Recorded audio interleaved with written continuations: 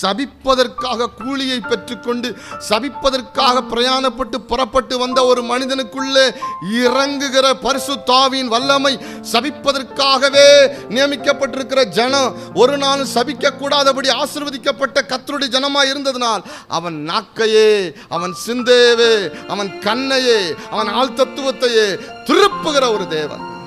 அல்லேலூயா, ஆமென். கர்த்தரின் சார்பில் இருக்கும் பொழுது எனக்கு விரோதமாக இருப்பவன் யார்?